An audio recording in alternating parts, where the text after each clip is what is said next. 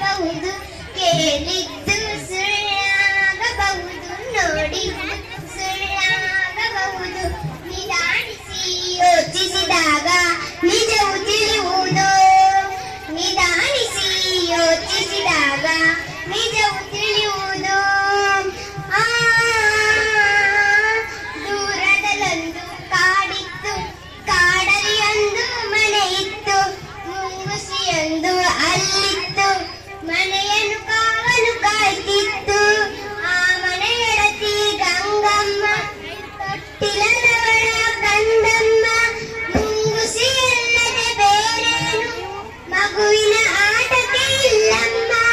ಮುಂಗುಸಿಯೊಡನೆ ಪ್ರೀತಿಯಲಿ, ಕಂದನ ಜೊತೆಗೆ ಪ್ರೇಮದಲ್ಲಿ ಬಾಳುತ್ತಲಿದ್ದಳು ಗಂಗಮ್ಮ. ಮುಂದೇನಾಯಿತು ಕೇಳಮ್ಮ. ಮನೆಯಲ್ಲಿ ನೀರು ಮುಗಿದಿರಲು, ಕೊಳೆಯ ಕಡೆಗೆ ಹೊರಟಿರಲು, ಕಂದನು ಇನ್ನೂ ಮಲಗಿರಲು, ಮುಂಗುಸಿಯನ್ನು ಕೂಗಿದಳು.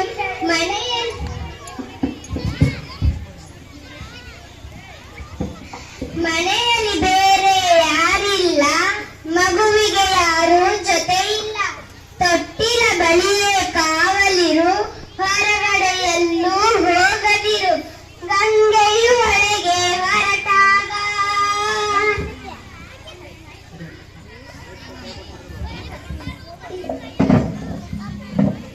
ಬೇಲಿಯಲ್ಲಿದ್ದ ಕರಿನಾಗ ಸರಸರ ಹರಿಯಿತು ರಭಸದಲ್ಲಿ, ಮನೆಯನ್ನು ಸೇರಿತು ನಿಮಿಷದಲ್ಲಿ.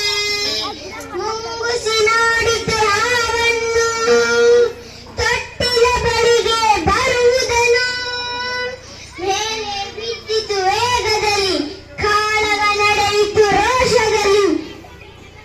ಸೋತಿತು ಜಗಳದಲ್ಲಿ, ಮುಂಗುಸಿ ಗೆಲುವಿನ ಹರುಷದಲ್ಲಿ, ಹಾವಿನ ಪ್ರಾಣವ ಹೀರಿತ್ತು, ಬಾಯಲ್ಲಿ ರಕ್ತವು ಚಿಮುಗಿತ್ತು.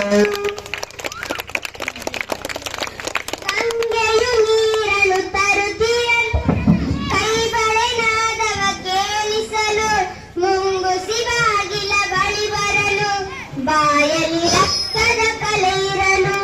ಬೆಚ್ಚುತ ಗಂಗೆ ನೋಡಿದಳು, ಮಗುವನ್ನು ಕೊಂದಿದೆ ಇದು ಎಂದು, ಮುಂಗುಸಿಯನ್ನು ಕಚ್ಚಿದಳು, ಅಳುತ್ತಾ ಒಳಗೆ ಓಡಿದಳು.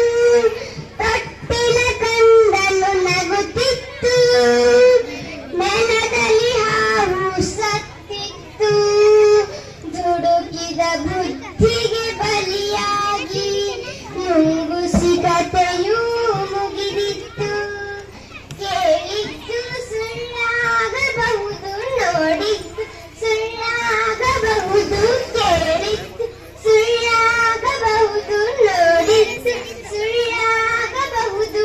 ನಿಧಾನಿಸಿ ಯೋಚಿಸಿದಾಗ ನಿಜವು ತಿಳಿಯುವುದು, ನಿಧಾನಿಸಿ ಯೋಚಿಸಿದಾಗ ನಿಜವು ತಿಳಿಯುವುದು.